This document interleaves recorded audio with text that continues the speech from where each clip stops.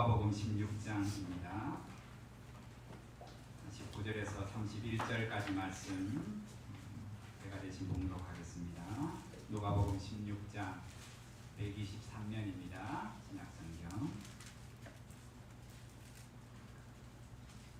한 부자가 있어 자색 옷과 고운 베옷을 입고 날마다 호화롭게 즐기더라. 그런데 나사로라 이름하는 한 거지가 헌데투성이로 그의 대문 앞에 버려진 채 그 부자의 상에서 떨어지는 것으로 배불리려 하며 심지어 개들이 와서 그 헌데를 핥아라. 이에 그 거지가 죽어 천사들에게 받들려 아브라함의 품에 들어가고 부자도 죽어 장사되매 그가 음부에서 고통 중에 눈을 들어 멀리 아브라함과 그의 품에 있는 나사로를 보고 불러 이르되 아버지 아브라함이여 나를 긍휼히 여기사 나사로를 보내어 그 손가락 끝에 물을 찍어 내 혀를 서늘하게 하소서. 내가 이 불꽃 가운데서 괴로워하나이다. 아브라함이 이르되 예 너는 살았을 때에 좋은 것을 받았고 나사로는 고난을 받았으니 이것을 기억하라.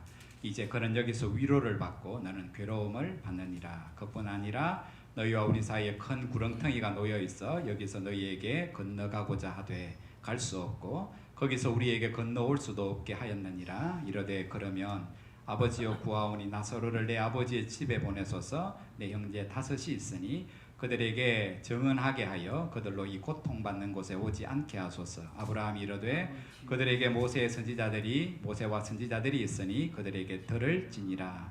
이르되 그렇지 아니하니이다. 아버지 아브라함이여 만일 죽은 자에게서 그들에게 가는 자가 있으면 회개하리이다. 이르되 모세와 선지자들에게 듣지 아니하면 비록 죽은 자 가운데서 살아나는 자가 있을지라도 권함을 받지 아니하리라 하였다 하시니라. 아멘.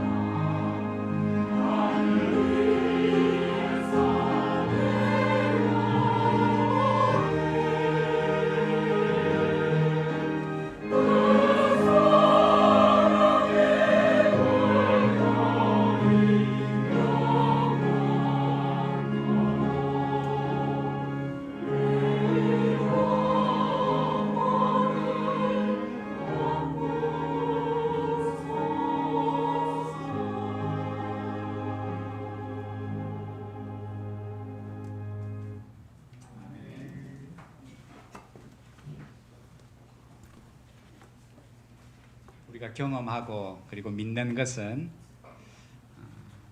하나님 우리를 예배자로 부르셨고 우리가 드리는 이 예배는 하나님에 대한 우리의 믿음을 내가 믿든지 안 믿든지 어쩌면 예배를 통해서 하나님 우리의 믿음을 새롭게 하시고 새로워진 믿음은 우리의 살아가는 삶을 변화시키는 줄 믿습니다. 예배가 있어야 되고 예배 은혜를 사모함이 있어야 되고 우리 집사님 기도하셨던 것처럼 내가 사모하고 내가 애쓴다고 다 되는 게 아니라 성령이 도우셔야 함을 날마다 우리가 믿으며 성령의 충만한 역사가 감동함이 말씀을 들을 때나 찬송을 부를 때나 여러 가지 모양으로 이 예배를 섬길 때 우리 가운데 있기를 갈망해야 하고 여기서 은혜 받은 삶은 또 세상 속에서 나아가서 기독교를 믿음으로 못 사는 우리를 손가락질하는 세상 앞에 참된 복음이 뭔지를 드러내는 것 그것이 하나님 오늘도 우리에게 예배할 수 있는 기회를 건강을 생명을 주신 이유인 줄 믿습니다. 성경은 우리가 이 두꺼운 성경은 구약 성경은 8,674단어 신약 성경은 헬라어로 5,624단어 합치면 14,298개의 단어로 만들어져 있습니다. 그 한 단어 한 단어 14,298개 그 한 단어 한 단어가 하나님의 생명의 말씀이에요. 우리가 흔히 세상에서 다 쓰는 단어잖아요. 근데 그 단어는 오늘 우리가 쓰는 일상의 단어이지만은 성경 안에 기록된 그 단어 한 단어 한 단어는 하나님의 말씀인 것을 진리인 것을 그 속에 하나님의 뜻이 담겨져 있는 것임을 우리는 믿어요. 그래서 말씀을 봐야 돼요. 봐야 돼요. 그래 우리의 믿음이 자라요.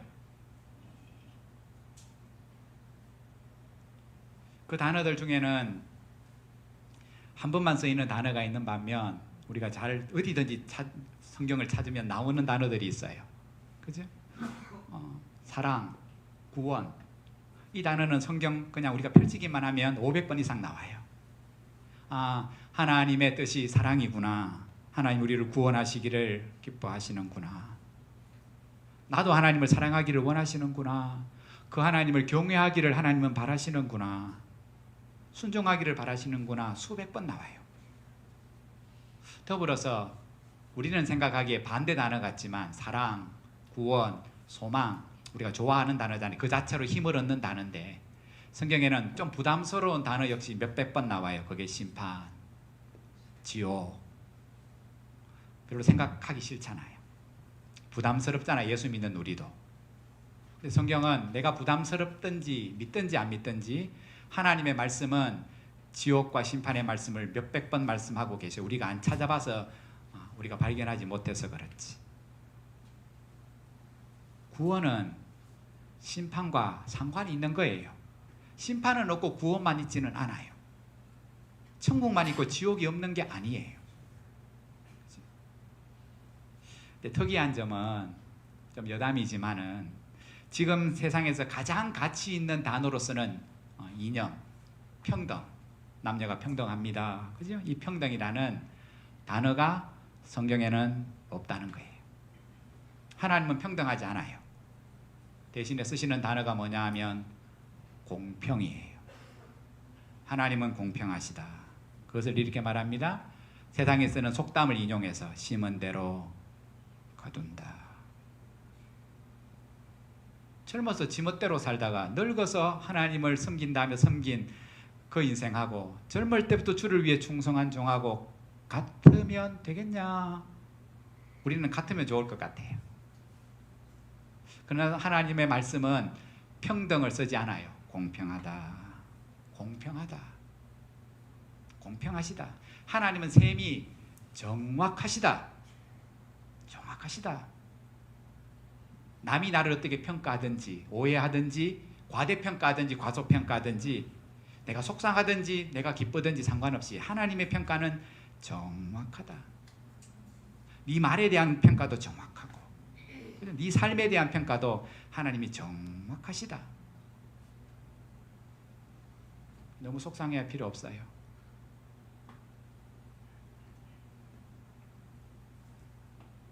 우리 행한 대로 갚으시는 하나님.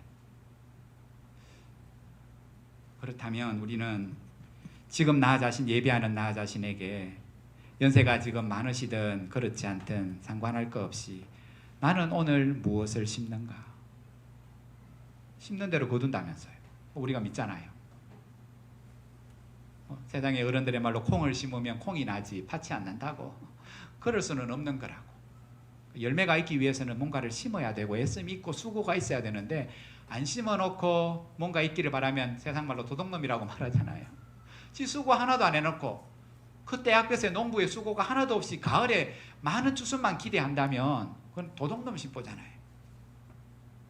나는 오늘 무엇을 심는가?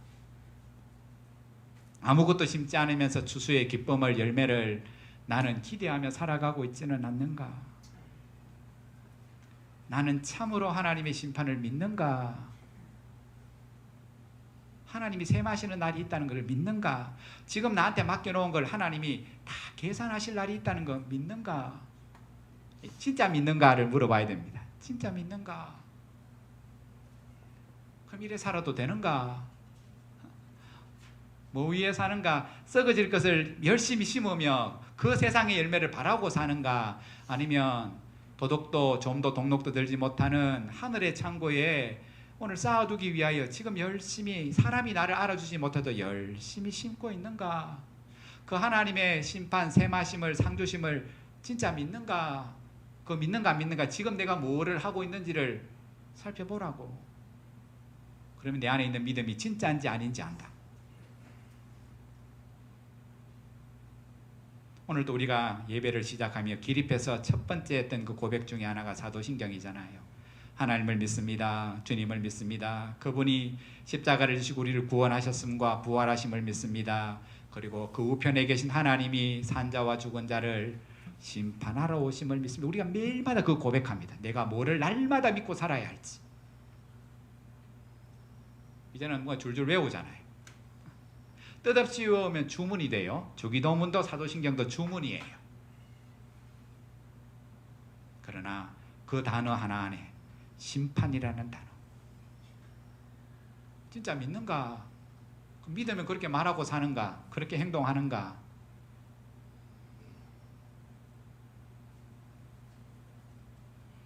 주님은 그 날이 있음을 분명하게 말씀하시며 세월을 아끼라고 그러셨잖아요. 세월을 아끼라. 내 날이 얼마 남았는지 안다면 준비가 됩니다. 대충은 준비가 되잖아요. 대충은 연세 드신 어른들은 살아온 날들보다 살 날이 확실히 짧은 거 맞기 때문에 저도 마찬가지죠. 그죠? 그러나 우리가 또한 경험하는 것은 날 때와 죽을 때가 순서 따라 되지 않는다는 것도 우리도 잘 압니다. 그죠? 언제 불러가도 오늘 나온 현관문을 우리 중에 못 들어갈 사람이 있을 수도 있잖아요. 그렇다면 주님 앞에 설 날을 늘 준비하는가? 그날이 있다는 거, 불현듯 그날이 내 앞에 다가올 수 있다는 사실을 아는가? 1년 만에 사랑하는 엄마를 서울에서 내려와서 부산에 만나서 그 100m밖에 안 되는 터널을 통과하다가 죽을 줄 누가 알았습니까? 말할 수 없는 안타까운 죽음이잖아요. 부산이 생기고 나서 그 터널을 통과하다가 차에서 물에 빠져 죽은 사람은 그 28 먹은 딸이 처음이래요. 그 처음이 내가 될 줄 누가 알겠는가? 나이 많은 엄마는 살고 그 딸이 죽을 줄 누가 알겠는가? 그게 너일 줄 너는 생각을 못하고 사냐?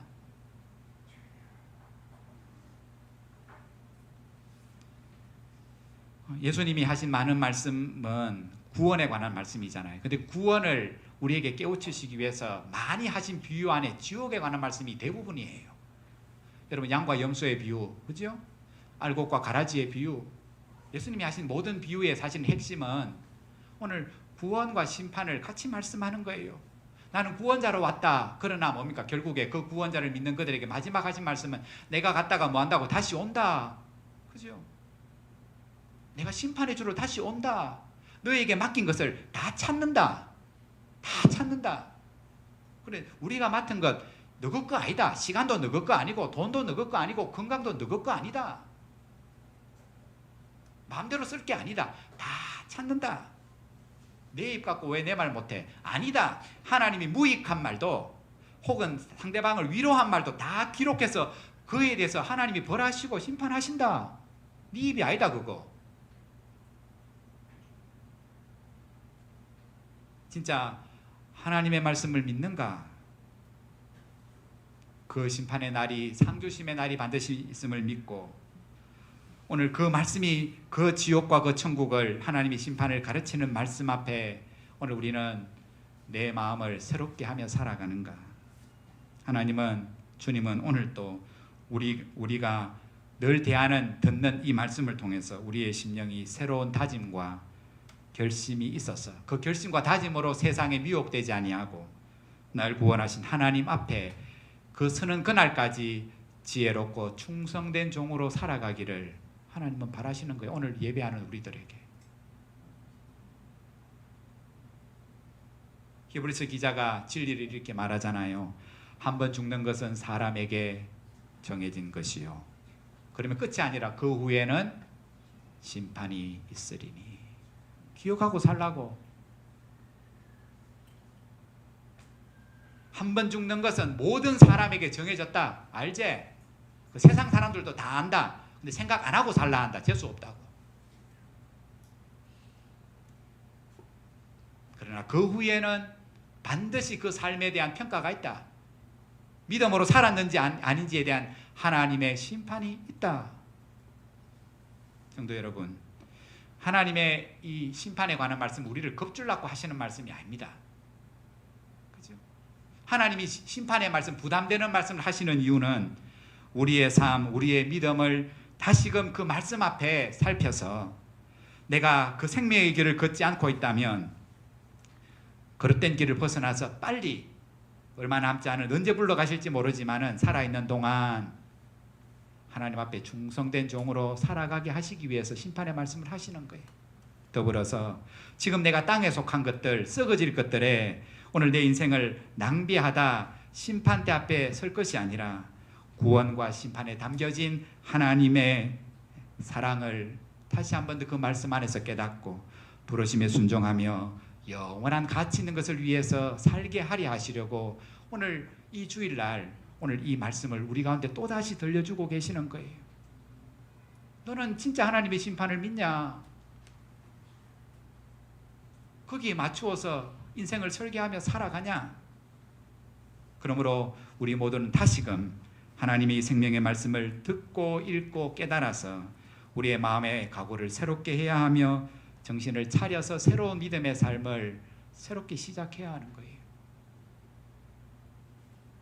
예전에 제가 7, 8년 전에 예화를 드렸던 그 호주와 하와이 사이에 있는 나우루 섬, 그 예화를 기억하십니까?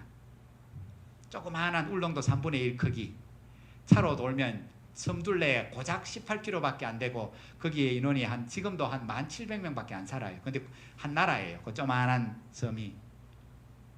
1888년 독일이 아시아로 진출하면서 그 섬에 가봤더니 그 섬이 보물단지더라고요. 그죠? 인광석. 지금은 크게 가치가 없지만은 그 당시로는 화학 재료의 원료로 쓰이는 인광석이 노다지였어요. 새들이 논 똥하고 산호초하고 합쳐져 갖고 그게 그 당시에 금의 가치가 있는 인광석, 노천마 인광석이죠. 그것을 자본을 둬서 원주민에게 일을 시키면서 그것을 퍼가다가 1968년 2차 대전이 끝나면서 그 나라가 독립을 해요. 그러면서 그 모든 것들이 자기 소유가 됐어요. 그러면서 그 인광석을 이제 세상으로 팔았습니다. 10,000명밖에 안 되니까 정부에서 그거를 팔고요. 돈이 얼마나 남는지 모든 10,000명에게 1년에 1억씩 줬어요. 돈 쓰라고. 다 공짜예요. 병원도 공짜, 교육도 공짜, 다 공짜. 세금도 없고 지상천국이지요. 1980년대에 2만 불이었대요. 2만 불. 지금부터 40년 전에. 돈이 지천이니까, 돈벼락을 맞았으니까 그 10,000명이 한 일이 뭐냐 하면 비행기 전세기 내갖고요. 하와이 놀러 가고, 호주 놀러 가고, 영국 놀러 가고, 축구 보러 가고, 럭비 보러 가고, 쇼핑하고, 돈밖에 없으니까. 나라가 도로가 18km밖에 안 되는데 온통 외제차. 운전할 도로도 없는데 그냥 온통 외제차. 밥에 먹기 귀찮으니까 다 수입해서 가공식품 먹고. 근데 여러분 섬이 조만하잖아요. 노다지로 인광석이 나는 게 아니잖아요. 퍼내다 보니까요 30년 만에 인광석이 끝났어요. 그러면 끝날 줄 알았으면 돈이 막 생겨날 때 뭐 해야 됐습니까? 저축하든지 투자하든지 해야 되는데 그거 다 퍼마시고 다 썼어요. 30년 만에 나라가 파국을 맞이하고 30년 만에 돈만 없어진 게 아니라 노다지 뭡니까? 가공식품 먹다가 국민의 50%가 다 당뇨병 걸리고 끝난 거예요. 얼마나 어리석어요.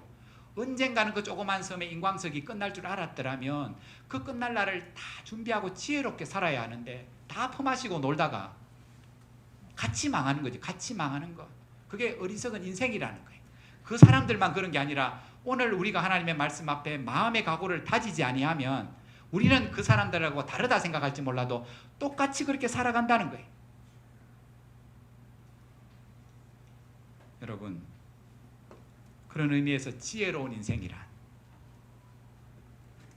또 다르게 표현하면 구원 얻는 믿음이란 다른 것이 아니라 내 생명이 나우루 섬의 그 인광석 같이 언젠가는 고갈될 수밖에 없다는 사실을 늘 잊지 아니하며 나를 창조하신 하나님, 그리고 맡겨놓으신 모든 것들을 다시금 찾으시며 심판하시는 주님 앞에 내가 서야 할 날이 있다는 것을 잊지 아니하며 오늘, 지금 살아있는 오늘 그 하나님이 나에게 원하시는 삶, 믿음의 삶을 말씀을 들으며 깨달으며 그렇게 살아가는 것이 지혜 있는 삶이에요.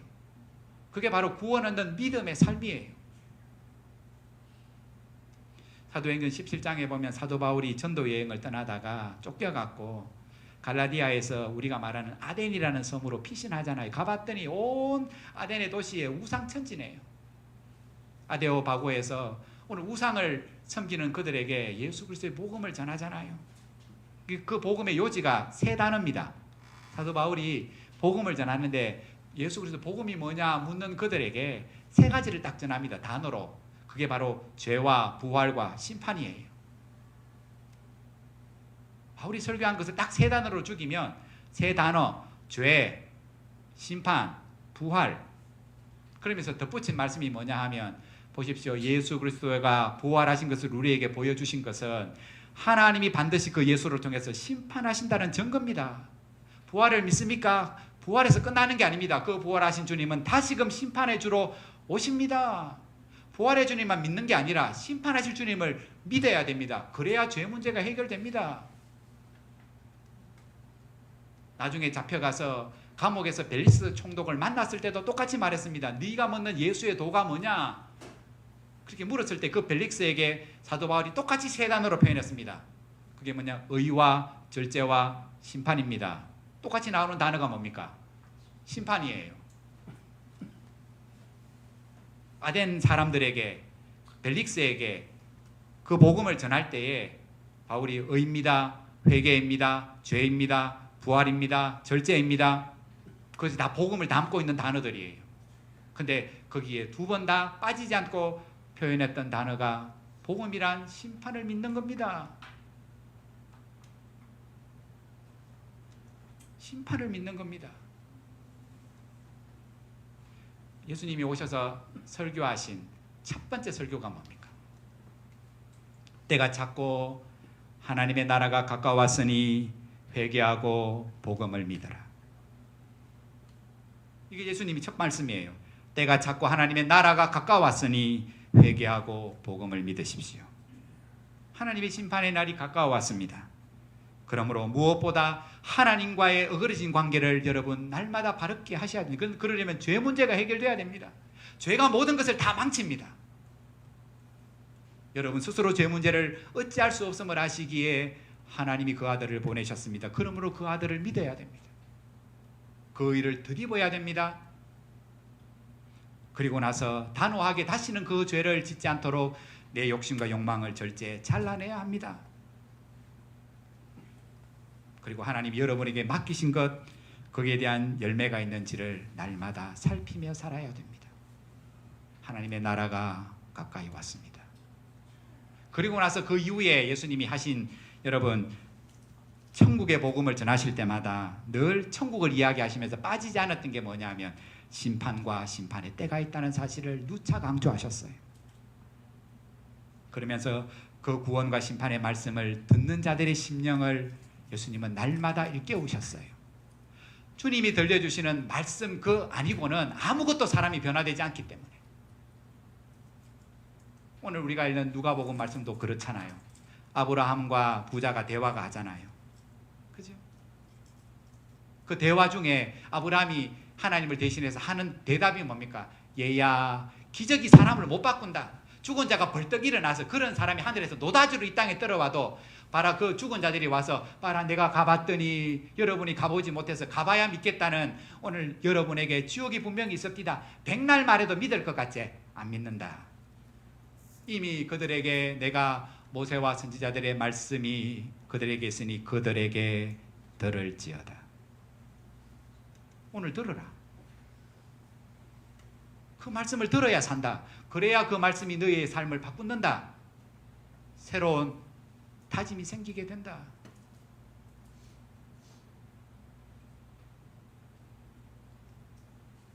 그러시면서 스스로 의롭게 될 수도 없고 스스로 절제할 수도 없고 늘 육신을 쫓아 살아갈 수밖에 없는 인생들의 심령, 그 연약함을 아시기에, 결심대로 안 된다는 것을 아시기에 주님은 뭐를 약속하셨냐 하면, 봐라, 내가 가서 심판하기 전에, 오러 오기 전에 뭐를 먼저 보낸다고요? 성령을 너희에게 보내요. 성령을 보내어 너희를 도우시게 할 거다. 그리고 그 약속을 믿고 기도하던 사람에게 진짜 성령을 보내셨어요. 그 성령이 옴으로부터 제자들의 삶이 이제 변화되기 시작했어요. 그죠? 여러분, 그런 의미에서 성령 충만이란, 성령 충만한 사람이란 딴 게 말하는 게 아니고 하나님의 심판이 반드시 있다는 사실을 믿으며 뿌린 대로 거둔다는 사실을 믿기에 날마다 그 삶을 날마다 절제하며 하나님의 기뻐하시는 뜻을 깨닫고 행하는 사람이 성령 충만한 사람이에요. 하나님의 심판이 반드시 있다는 것을 믿고 그 세마심이 있음을 믿고 오늘 날마다 삶을 죄대로 살아가는, 내 마음대로 살고 싶은 것들을 날마다 절제하며 살아가는 그 삶이 성령 충만한 사람이에요. 오늘 본문의 말씀 너무 잘 아는 말씀이잖아요. 단순한 말씀 같지요? 맞아요. 누가복음 15장 16장에 보면 예수님이 이 비유는 5번째 마지막 비유예요. 앞에 뭐라고 어떤 비유가 5가지 나오냐 하면 우리가 알지요.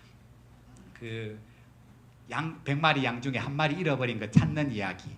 그리고 드라크마가 있는데 그걸 여자가 집에서 잃어버렸어요. 그것을 횃불을 해갖고 집에서 다시 찾다가 찾는 이야기. 그리고 아들 한 명이 집을 나가보잖아요. 그죠? 아버지 집에 살기 싫다며 돈 받아갖고 탕자가 돌아왔던 아들, 잃은 아들 찾는 이야기. 그리고 그 다음 4번째 비유가 지혜로운 청지기 이야기. 지금 그 말씀을 듣는 대상이 바리새인과 서기관들이에요. 그런데 그 4가지 비유를 쭉 듣는 동안 그 서기관들, 바리새인들의 반응이 16장에 보면 그들이 예수의 말을 듣고 비웃으니, 웃기는 이야기하고 있네. 그게 내하고 무슨 상관이냐고. 4번째 비유에서 얘들아, 너가 서기관 말씀을 맡았지? 바리새인아, 오늘 너희가 믿음을 가졌지? 뭐 직분을 가졌지? 그거 하나님이 찾는데 계산한데 그 말을 그들이 비웃더니, 그래서 주님이 못 알아들으니까 마지막 기회로 5번째 말씀, 부자 비유와 거지 비유를 마지막으로 하신 거예요. 예수님의 방법은 딴 게 없어요. 안 믿는 그들에게 기적을 보여주시는 게 아니라 끊임없이 뭐 해요? 말씀을 들려주셔요. 말씀을 듣고 못 깨달으면 방법이 없다. 방법이 없다. 그래서 들려주신 5번째 비유가 오늘 거지 나사로와 부자 이야기예요. 여러분, 공통점이 뭡니까? 이 이야기의 공통점? 공통점은요, 둘 다 죽어요. 거지도 죽고 부자도 죽고 이래 나오죠. 죽는다. 공통점. 죽고 나면 끝이가. 오늘 말씀은 뭐를 가르쳐요? 죽고 나면 심판이 있지. 그 결과가 어떻더노? 한 사람은 아브라함의 품 천국에, 한 사람은, 부자는 어디 가 있습니까? 지옥에. 그러니까 우리는 물어봐요. 왜 부자는 지옥에 가고 왜 거지는 아브라함의 품에 있을까? 있을까? 여러분 다른 점이 있어요. 다른 점. 오늘 본문의 말씀을 잘 읽어보시면 그냥 쉬운 말씀 같지만 주님이 비유하실 때는 그 단어 하나하나에 하나님의 깊은 뜻을 심어놨어요. 죽는데 심판이 있대. 그럼 다른 점이 뭐겠노? 두 사람 사이 다른 점 한번 봐라. 참 많은 것 같지? 한 사람은 이름이 있잖아요. 한 사람은 이름이 없죠. 왜 예수님이 말씀하면 왜 부자 이름은 안 적으시죠? 근데 거지는 이름이 있잖아요. 원래는 부자가 이름이 있고 거지가 이름이 없어야 되는데 예수님이 말씀하시면 거꾸로 하잖아요. 지금 거지의 이름은 나사로라. 그런데 부자 이름은 없죠. 그 의미가 있어요. 거지 이름이 뭐라고요? 나사로. 뜻은 나사로라는 뜻은 하나님이 도우신다 이 뜻이에요. 그 이름의 의미가 뭐냐 하면 그 말은 거지 나사로가 자기 이름처럼 하나님께 소망을 두고 살았다는 거예요. 그죠? 오늘 비참한 삶이잖아요. 오늘 말씀을 봤더니 뭐 합니까? 몸에 거진데도 건강도 없네요. 몸에 헌데도 나고, 그죠? 빌어먹을 떡도 없고 그냥 집 밖에 버려진 채 주인이 먹을 거라도 상에서 부스러기라도 안 먹으면 굶어 죽어요. 몸에 병도 났죠. 일도 할 수 없지요. 비참한 인생 아닙니까? 그런데도 오늘 의미는 뭡니까? 나사로 그런 가운데도 하나님께 소망을 두고 살았더라. 그러다가 죽어보잖아요. 객사하잖아요. 비참한 죽음이잖아. 사람들이 많이 평가해. 아이고야 저 불쌍한 나사로 평생 병 앓고 거지로 살다가 객사했네. 그게 끝인 줄 아나. 그게 끝인 줄 아나. 봐라 나사로가 하나님께 소망을 두고 비록 이 땅에 살다가 병은 못 낫고 부자는 못 되고 그렇게 죽어도 객사해도 그게 끝이면 비참한 인생이지만은 그렇지 않다. 그 나사로는 자기가 병이 안 나아도 부자가 못 되고 먹을 것을 늘 걱정하며 살아도 멸시를 받고 살아도 그 안에 믿음이 있었다. 그 믿음이 뭡니까? 하나님이 나를 도우신다. 하나님께 소망을 두고 살았다. 반대로 부자 오늘 말씀에 참 부러운 삶입니다. 자색 옷을 입고 비단 옷을 입고 호화로운 삶을 날마다 잔치하며 살더라. 사람이 알아주제. 근데 하나님이 그 이름이 없다는 것은 뭡니까? 그 많은 재물을 의지하고 거기에 소망을 두고 살았다는 것을 주님이 말씀하시는 거예요. 부러워하지 마라. 부러워하지 마라. 죽는다. 그리고 그 삶이 심판을 받는다. 그 부자로 살 때 오늘 이 나사로가 그 부자 어디 살아요? 문 밖에 바로 있잖아요. 문 앞에 있잖아요. 대문만 열면 늘 그 못 먹고 헌데가 나 있는 그 나사로를 늘 부자는 봐요. 한 번도 긍휼히 안 여기고 그 많은 재물을 버리면서도 그 가난한 나사로를 긍휼히 안 여기고 결국 여러분 보십시오. 다시금 처지가 바뀌지요. 죽었습니다. 오늘 부자가 뭐 부탁합니까? 두 가지 부탁하잖아요. 하나는 그 나사로를 나한테 보내요. 뭐 해달라고요? 손에다가 큰 것도 아니죠. 물 한 방울 찍어갖고 내 혀에 닿게 해달라고. 살았을 때는 지 문 앞에 있는 나사로를 돌아보지도 않아 놓고는 죽어갖고는 저 멀리 있는 올 수도 없는 나사로 보고 내 좀 도와달래요. 니는 살았을 때 왜 살았노? 하나님의 은혜를 받아갖고 풍족하게 살아놓고 눈 대문만 열면 바로 문 앞에 있는 가난한 사람 마음도 안 두고 생각도 안 두고 살아놓고 이제 와서 아이고야 살았을 때 미리 깨달았으면 얼마나 좋았겠노. 부자야 기회 있을 때 네가 그렇게 살았으면 얼마나 좋았겠냐. 여러분 오늘 말씀은 살았을 때 극명한 차이를 보여주지요. 그죠? 그러나 한 사람은 그 호화로운 삶 속에 세상의 소망을 두고 살고 비참한 삶을 살지만 여전히 하나님의 상주심을 바라보고 하나님께 소망을 두고 살고 그러다 죽음 이후의 삶은 정반대가 되지요. 한 사람은 아브라함의 품에 안기어 위로를 받고 한 사람은 지옥에서 고통 가운데 살고. 이 영어 성경을 보면 재밌는 게 죽다도요 똑같은 죽음이 아니에요. 여러분 죽음이 똑같다고 생각하지만 성경에는 헬라어 성경에는 나사로가 죽으니 엔젤 캐리힘 천사가 와서 그를 데리고 가고 그리고 그 부자에 대해서는 그가 죽으니 베리 푸른 땅의 무덤에 뭐 죽음은 똑같은 것 같지만 그것조차도 성경은 다르게 표현해요. 그는 죽으니 음부에서 고통을 당하고 거지 나사로는 아브라함의 품 하나님의 품에서 위로를 받으니 부자는 죽어서야 물 한 방울도 하나님의 은혜였다는 사실을 거기서 깨달아요. 깨닫는 거는 좋은데 뭐합니까? 뒤늦었다는 거예요. 아무것도 달라질 게 없다는 거예요.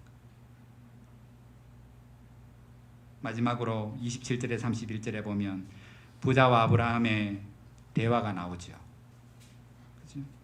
아브라함이 그 대화를 통해서 오늘 하나님께 소망을 두지 않고 살아가는 사람들이 음부의 고통, 하나님의 심판을 피할 수 있는 길을 제시해요. 여러분 참 재밌는 것은 나사로는 한 말도 안 하고 있어요. 근데 말 많은 게 누구예요 지금? 이게 부자가 말이 얼마나 많은지 지옥 가서도 나사로는요 아무 말 안 해. 아브라함에 보면 왜 말이 없을까요?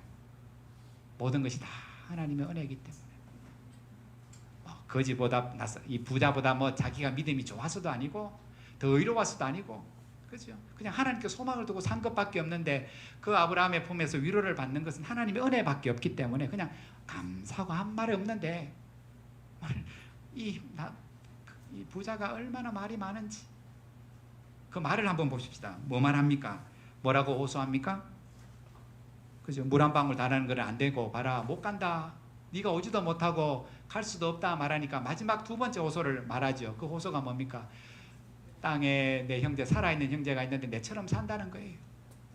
그래서 뭐 형인지는 모르겠지만은 내 동생들이 여기 안 왔으면 좋겠다고 나 같은 삶을 안 살았으면 좋겠다고 나는 어쩔 수 없지만은 내 동생들만큼은 그렇게 안 살았으면 좋겠다. 그죠?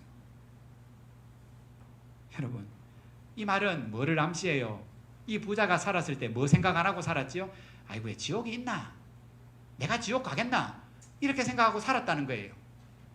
죽어봤더니 있네요. 그러니 살아있는 동생들도 지옥 안 믿고 사는 것 형이 보니까 그렇다는 거예요. 그래서 나처럼 내 꼴 안 나기를 아브라함이요 이 죽은 나사로 우리 형제들도 아는데 이 죽은 나사로가 벌떡 살아서 가서 형이 지옥에 있고 나는 천국에 있다고 그러므로 형이 이렇게 살라고 내 있는데 오지 말라고 합디다. 정신 차리고 살아라 합디다. 그 말 들으면 우리 형제들이 변화가 되지 않겠냐고 부탁한다고. 내가 살았을 때 많은 선지자들이 하나님의 심판이 있다는 그 말씀을 내가 가볍게 여기고 들었는데 안 믿고 살았는데 형제들이 오늘 나사로가 전하는 그 말씀을 듣고 그죠? 오늘 변화되기를 원한다고. 근데 아브라함이 뭐라고 답해요? 아이고야 좋은 생각이다. 뒤늦게 깨달으니 인간 됐네. 그렇게 말하지 않고 뭐라고 말합니까? 오늘 답은 뭡니까? 이미 그들에게 모세와 선지자들이 있으니 그들에게 들을지니라. 그때나 오늘이나 하나님의 심판을 피할 수 있는 방법, 지옥에 가지 않는 방법은 언제나 하나님은 그 시대에 모세의 시대는 모세를 통해서 그 이후에 많은 시대에는 우리가 이름을 알든지 모르든지 수많은 선지자를 통해서 하나님의 말씀은 언제나 전해진다는 거예요. 그 말씀을 오늘 들어야지 산다는 거예요. 아이고 내일 기회가 또 있겠지. 다음 주일 또 기회가 있겠지. 그거는 살아봐야 한다는 거예요.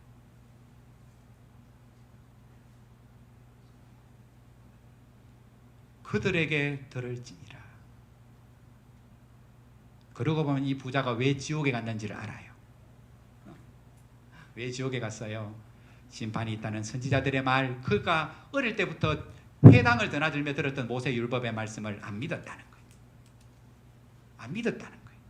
유대인은 5살이 되면 모세오경을 다 외워요. 웬만한 바보가 아니면 5살부터 외우기 시작해요. 모세오경을 다 외운다고요. 그때도 외우는 그 말씀을 이 부자는 안 믿었다는 거예요. 그 부자 그 부를 가지고 어떻게 이웃과 더불어 살아야 할지를 순종 안 하며 살았다는 거예요. 내가 지옥 가겠냐며 자신만만하게 살았다는 거예요. 감사하게도 그들에게 들을지니라 이 말은 누군지는 모르지만 이 땅에 그 부자의 5 형제에게는 뭐가 있다는 겁니까? 말씀을 듣고 변화될 기회가 여전히 있다는 거예요. 모르죠. 그 5명이 그들 가운데 있는 선지자의 말들을 얼마나 귀담아 듣고 그죠? 썩지 않을 것을 위하여 창고를 만들고 사는 것이 아니라 돌아갈 본향의 그 창고에 오늘 무엇을 심을지를 그 심판이 있음을 믿을 때만이 그것을 심으며 그들도 형이 간 곳에 가지 않도록 자기의 삶을 변화시켰겠지요. 여러분, 이런 의미에서 지금 예수님이 바리새인에게 하시는 이 비유의 말씀의 의미를 요약하면 이 땅에서 행한 삶에 대한 평가, 모세와 선지자로부터 전해들은 하나님의 말씀에 대한 순종 여부에 대한 하나님의 심판은 반드시 있다는 거예요. 아무도 모르죠. 나도 내 삶을 다 기억 못해요. 오래 살다 보면 내가 이때까지 이만큼 50이 갑자기 되고 70이 되고 80이 되면 내 살았던 삶을 기억나는 것도 있고 기억 못하는 것도 훨씬 많아요. 남한테 무슨 말을 줬고 어떤 위로를 했는지 모르지만은 그 모든 무익한 말들에 조차도 위로의 말조차도 하나님이 다 그 삶에 대해 말에 대해 평가하실 날이 있다는 것. 하나님의 말씀에 순종하며 살아간 그 여부를 하나님이 셈하시는 날이 있다는 것. 그리고 이것을 믿는다면 지금 이 비유를 오늘 우리에게 들려주시는 이유는 봐라, 너한테는 기회가 있다. 그러므로 이 말씀대로 부자같이 살아간다면, 세상에 소망을 두고 살아간다면 나사로가 비록 삶은 어렵지만은 하나님께 끝까지 소망을 두고 살았던 것처럼 그렇게 살지 못한 삶은 회개하고 하나님의 말씀을 통해 듣는 말씀, 읽는 말씀을 통해 날마다 너희 마음을 새롭게 함으로 변화를 받아 하나님의 선하시고 기뻐하시고 선하신 뜻대로 오늘 행하며 살아라.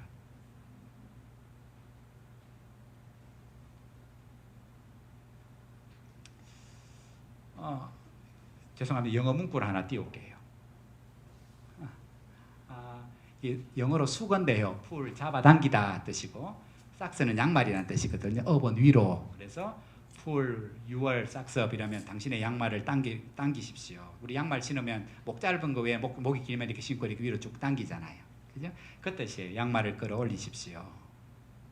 근데 이게 양말을 끌어올리다는 의미는 그냥 기본의 의미고요. 이 말을 영어로 쓸 때는 그 뜻이 아니고 이 수고라 해갖고 더 깊은 뜻, 원래 쓰는 사용의 의미는 어떤 뜻이냐면 정신을 차리고 새롭게 시작하십시오 이런 뜻이에요. 양말을 끌어올리다 이 말은 그 행위를 의미하는 게 아니라 정신을 차리고 새로운 마음의 다짐을 가지라는 뜻이에요.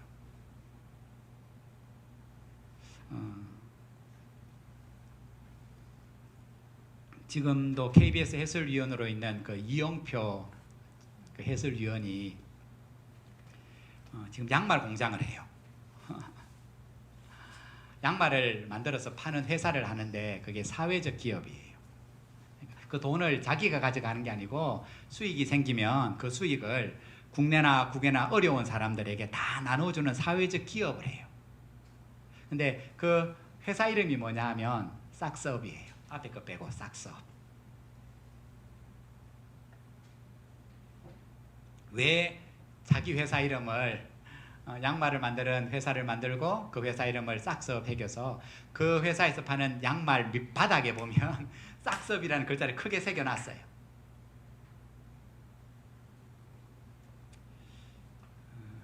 그 회사 이름과 그 양말에 바닥에 싹스업을 새긴 의미가 뭐냐 하면 이유가 뭐냐 하면 축구 선수니까 축구 선수를 했으니까 늘 뭐 TV 보면 축구를 많이 볼 거 아닙니까? 그죠? 축구를 보는데 한 선수가 이제 프리킥 알죠?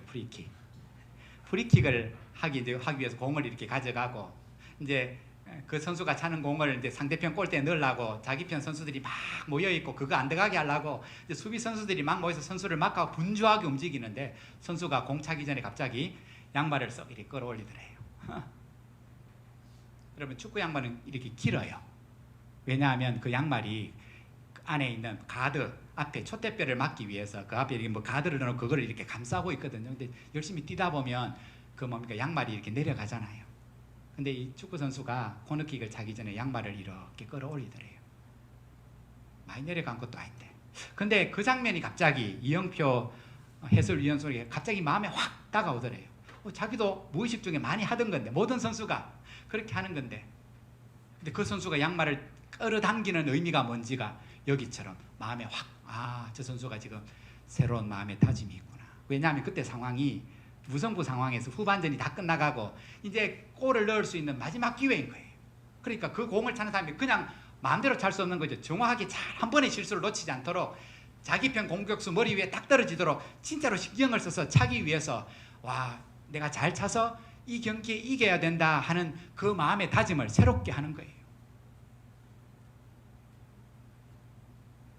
아무 의미 없이 양말을 끌어올리는가?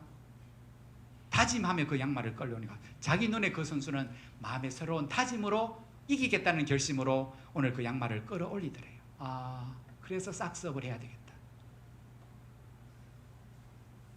그 깨달음의 의미, 그 축구 선수가 양말을 끌어올리는 그 장면을 보며 이영표 선수가 깨달았던 걸 이렇게 적고 있어요. 이 양말을 자기가 파는 양말을 신는 사람들이 양말만 신고 돈만 내는 게 아니라 이랬으면 좋겠다 하는 취지를 이렇게 담고 있어요. 이 양말을 끌어올리는 당신이 시들어진 열정을, 흩어졌던 정신을, 가라앉은 기분을, 처진 자신감을 끌어올리는 마음의 변화가 찾아오기를 희망하며, 더불어 뒷장, 내면의 힘을 일깨워주는 일상 속 상징을 만들고자 했습니다. 나는 이 양말을 팔며 돈만 벌어들이는 것이 아니라 이 양말을 신고 끌어올릴 때마다 양말만 올라가는 게 아니라 여러분의 믿음도 삶도 다시금 끌어올리지기를 원하는 상징으로 내가 싹스업을 넣었습니다. 양말만 신지 말고 믿음의 사람이라면 여러분의 믿음이 처져 있다면 환경을 탓하지 말고 날마다 스스로 새로운 다짐으로 말씀이 여러분에게 들려질 때마다 그 말씀 안에서 여러분 새로운 다짐을 하십시오. 그래서 이 취지를 알았던 목사님이 그 양말을 사서 신으면서 매일마다 양말을 매일 신잖아요. 그죠? 이제 끌어올리면서 이런 다짐을 한대요. 그래, 나는 오늘 또 하나님이 원하시는 목사다운 삶을 살아야지. 오늘 우리가 비록 그 양말을 안 사서 안 신지만은 또 다른 양말을 신지만은 우리의 마음의 다짐이 어떻게 해야 되겠습니까? 구원의 말씀이든 심판의 말씀이든 너희는 들을지어다. 그 말씀이 우리를 다시금 새롭게 해요. 싹스업. 그 하나님의 말씀을 양말에 새기던 것처럼 우리의 마음에 날마다 새겨질 때 그 말씀이, 우리는 어쩔 수 없어요. 사람이기 때문에, 보이는 것 때문에 낙심하고 들리는 것 때문에 절망한 우리 인생이지만 세상은 다 그렇게 살아갈지라도 하나님은 오늘 또 우리에게 읽게 하고 듣게 하고 깨닫게 하시는 이 말씀을 통해서 이 말씀이 우리의 심령 깊은 곳에 새겨져서 우리의 연약해진 믿음이 날마다 싹스업, 우리의 마음이 이 말씀 때문에 새로운 다짐과 마음의 변화가 있었어. 하나님의 선하시고 기뻐하시고 온전한 뜻들을 주님 앞에 서는 날까지 잘 감당하다가 그 앞에 설 수 있는 성도가 다 되기를 하나님은 지금도 예배하는 우리 한 사람 한 사람을 통하여 간절히 바라고 계시는 거예요. 여전히 우리에게는 다들 형제와 같이 기회가 있습니다. 이제까지 무엇을 심었든지 후회하지 말고 오늘 이 시간 이 하나님의 말씀 앞에 다시금 힘을 얻고 용기를 내요. 하나님이 원하시는 믿음의 삶을 함께 살아가시는 저와 여러분 되기를 주의 이름으로 축복합니다. 우리 함께 기도하시겠습니다. 우리의 마음과 삶의 처지가 어떤지 우리는 다 알지 못하지만은 하나님 아시오니 들려주시는 말씀을 통하여 우리의 마음을 새롭게 하시고 새로운 다짐이 있게 하셔서 새롭게 시작하는 한 주, 오늘 하나님의 자녀답게 그리스도인답게 살아가는 다짐들이 날마다 있게 해 주십시오. 우리 함께 그렇게 결단과 기도를 드립니다. 하나님 아버지 은혜를 감사합니다. 하나님, 한 운동선수가 그 양말을 하나님 끌어올리며 새로운 다짐을 굳게 하는 것처럼 오늘도 하나님의 말씀을 들으며 우리의 하나님 의지와 다짐이 새로워지기를 원합니다. 하나님의 심판이 있음을 잊지 않고 살아가게 하시고 하나님의 세마심이 날들을 하나님의 평가가 있음을 기억하게 하셔서 오늘 하나님 아버지 의를 심지 아니하면 하나님 아무것도 거둘 수 없다는 사실을 다시 한 번 더 깨닫게 하시고 내가 무엇을 믿고 내가 무엇을 심고 하나님 내가 무엇에 소망을 두고 살아가는지를 하나님 다시금 살펴보게 하셔서 썩어지고 된 것들, 영원하지 못한 것들을 위하여 낭비하는 인생으로 살아가지 않게 하시고 하나님 말씀 안에서 영원한 것들을 바르게 깨닫고 하나님의 앞에 열매 있는 삶들을 날마다 지혜롭게 살아가는 저희들 되어지게 하여 주옵소서. 하나님에 대한 우리의 믿음이 날마다 새로워지게 하시고 날마다 우리의 믿음이 북돋아지는 은혜가 있게 하여 주시옵소서. 그리하실 줄 믿으며 거룩하신 예수